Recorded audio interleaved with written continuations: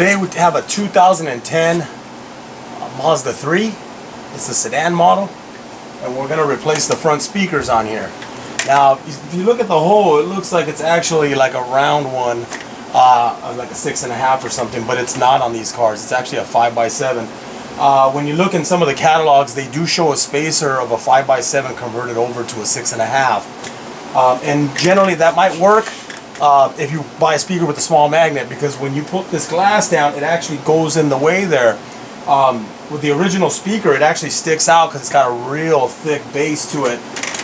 Customer came in with his own speakers, bought some JVC speakers, not anything crazy. It's got a pretty big size magnet. So when you're mounting this in there, if you're trying to mount this directly to that 6x8 hole, what ends up happening is the glass sits about right here, so it actually hits. It won't let the speaker mount on there. So with the 6.5, since the base is actually like in a round way, I believe it actually sits lower than the glass, and that's probably why it wouldn't hit. He doesn't want to take these back because he already purchased them. So we went online and we actually found some 12 millimeter spacers.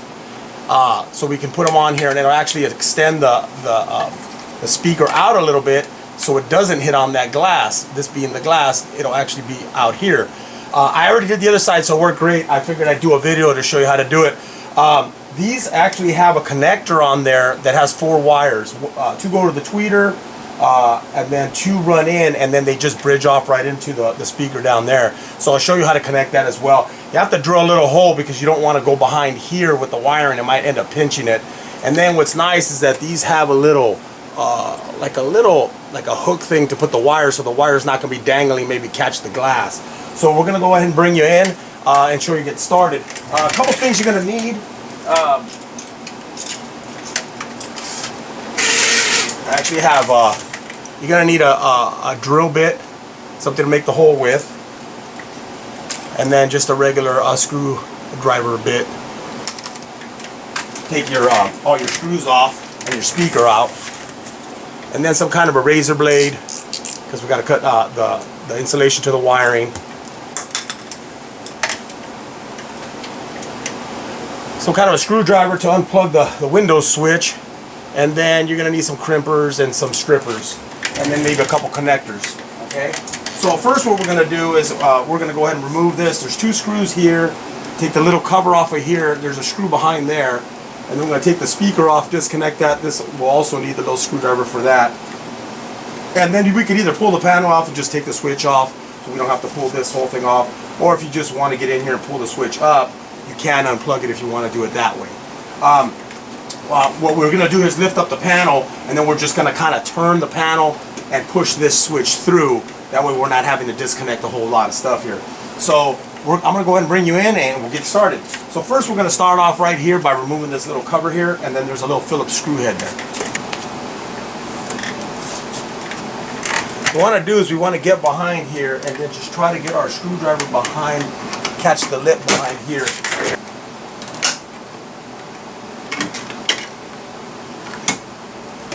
Then that cover comes off.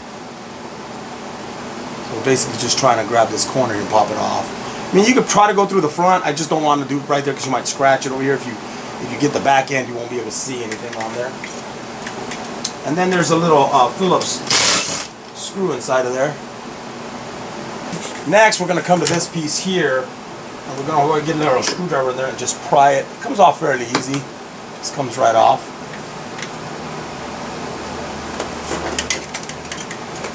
And then there's 2 Phillips screws in there, one there and then one kind of angled.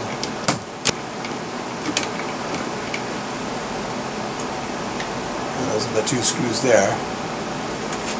And they're different sizes. Next, what we want to do is we want to get our screwdriver behind the top of this here, work our way down. Once we get that off there, now sometimes, this speaker shouldn't have come off, but sometimes it comes off of the actual mount of here, but that's okay because it makes it easier for us to actually unplug it. So on the back side of this, there's like a little, like a push tab right here. All I have to do is push down, and it just slides right out. And that would be right up in here where the little slot is. So I'm going to do is I'm going to go ahead and put it right back on here. So there's like 3 mounting tabs. And you can see like a little indentation right down here. You can see it in the light here, but right in there's a little indentation where this part goes. This flat part goes. That. So it's sitting there like that. And then we just plug it in and put it right back on when we're done. You can either get a door pry tool if you don't feel comfortable doing it this way and try to grab a corner. But there's actually an edge here that you can grab onto. And you want to work these really slowly because these clips do break.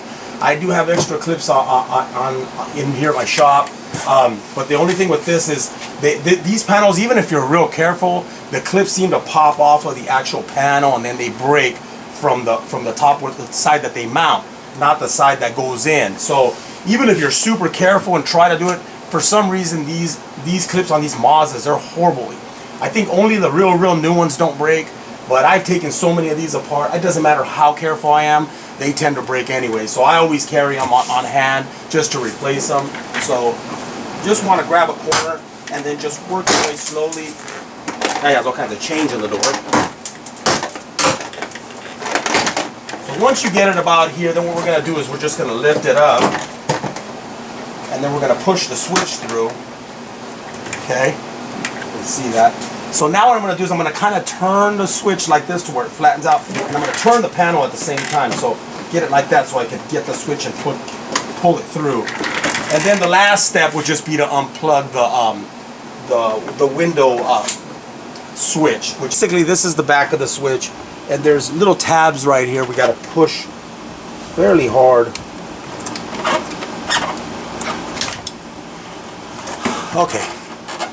Okay, so this is a little tough to take off, but basically what we want to do is we want to get our screwdriver in there and push down on that little tab and then pull that out. And do the same thing with the other side.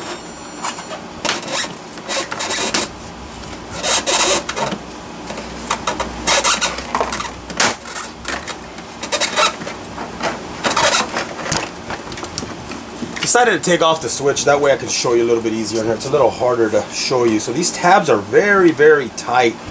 You really have to get in there to push down on this inner part that you can't even see. So if you're looking at this part right here,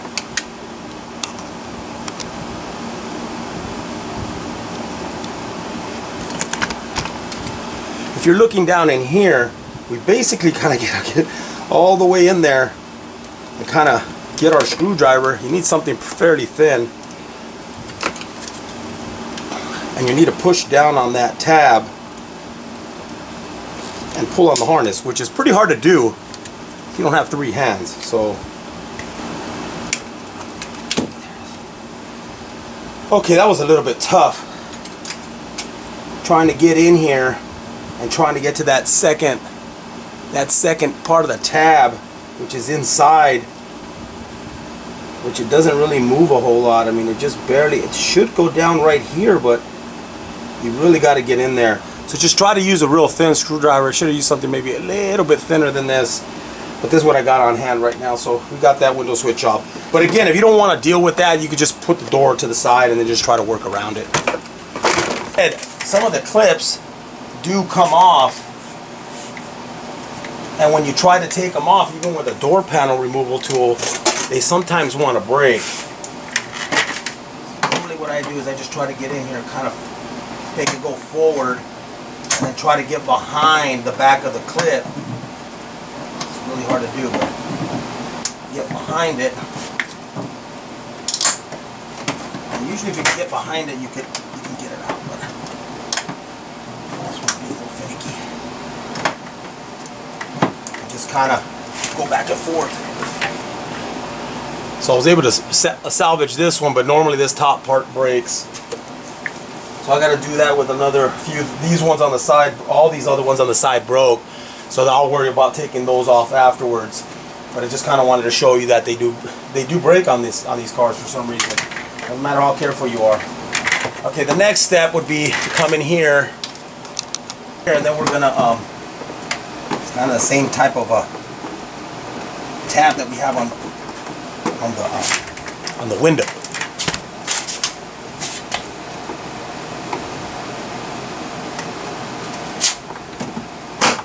This one I was able to push down right here. And slide it out. Now, like I was saying here,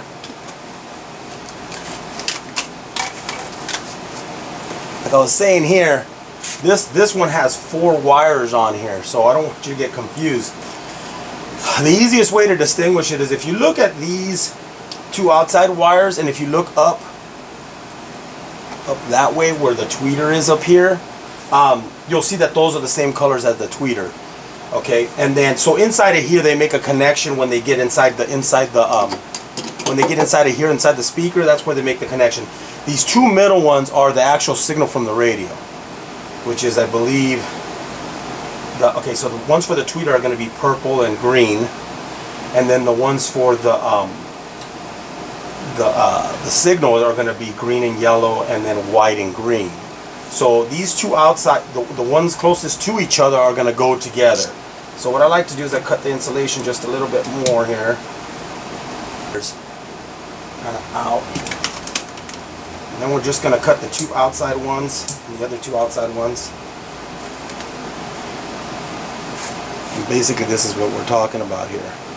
So these 2 will go together, and then these 2 will go together, okay?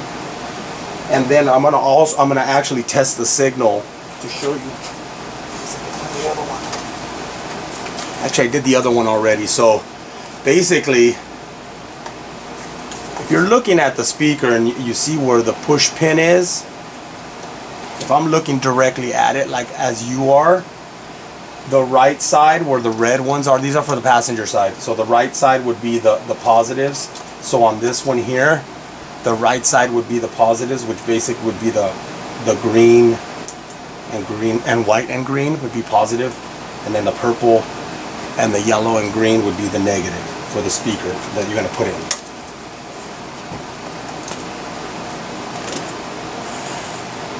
So what we're going to do, we're going to strip these wires and get them ready. So we're going to put the green and the white and green together.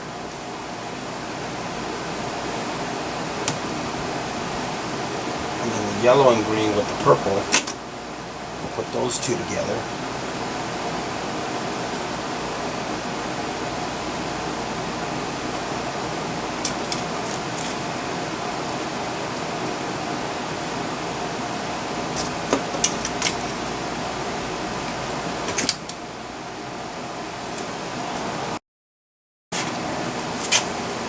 Okay, so like I was saying, we're going to put the wires, we're going to go ahead and strip them, and then we're going to go ahead and put the green wire, this is for the driver's side, the green wire, and then the white with green would be the positive feed, and then the negative would be the purple, and then I believe it's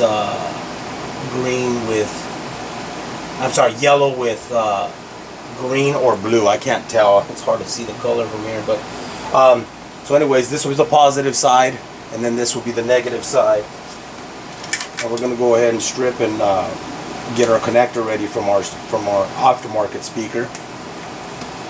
So basically the positive side, which is on your aftermarket ones, is going to be the solid one, or the fatter one of the 2 connectors.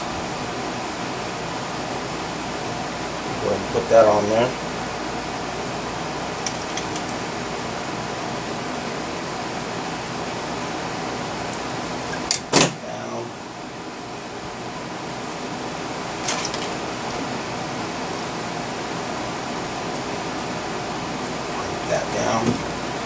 And then from right here we're going to stop, because we're going to have to drill a hole right in here in the plastic to get this in there, and then that way we could run our cable in there. So the next step would be to remove our speaker. So there are 4 screws, Phillips screws. We're going to go ahead and just take those off.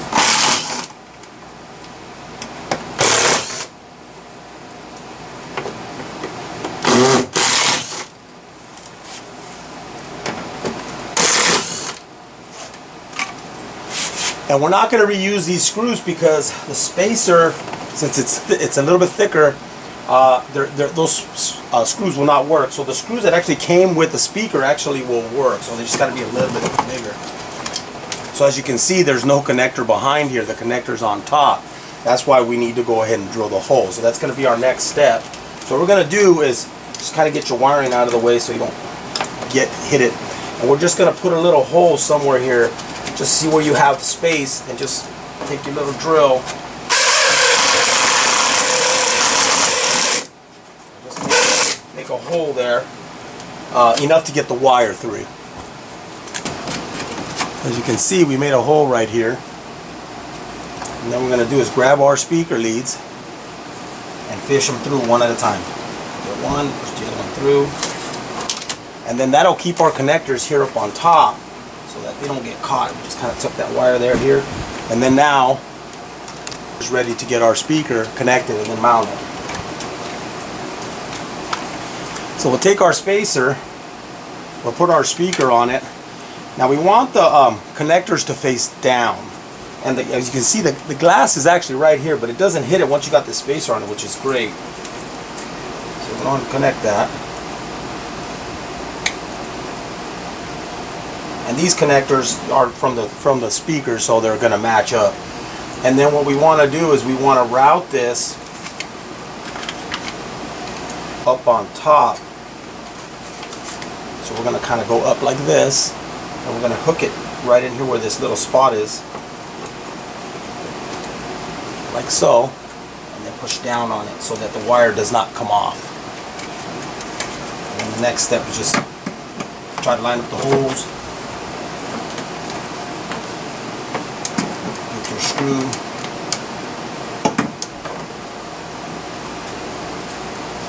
I usually like putting like 2 screws kind of just in by hand a little bit, and then we'll take our drill, kind of tighten them a little bit till we get our other 2 screws in there.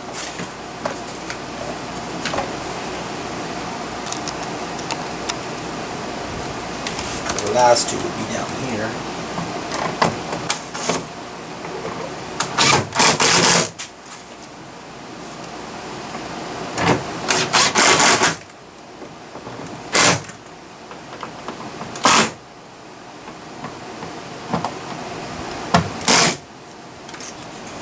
So essentially we're done, and now we have to put the panel back together, but we want to make sure to test to make sure we're getting sound. I mean, obviously we're not going to get any sound out of the tweeter because that's not hooked up, but we're worried more about getting sound here. So. You want to get this one?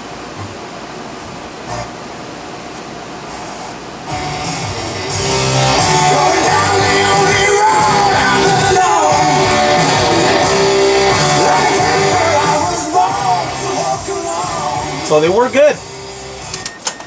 They actually sound pretty good. Normally aftermarket speakers don't sound that great, but so we're gonna go reverse order and put everything back together. Just make sure you plug in all your harnesses and all your stuff. I'm not gonna show that here because I gotta go ahead and take off all these clips. So just make sure you feed this through just like we had it. Now if you have problems getting this part in, just unplug the door lock, fish it through, and then plug in the switch if you have problems doing that. Some people do. It's just a little bit harder sometimes, but that's pretty much it. If you have any questions, hit me up. Thanks for watching.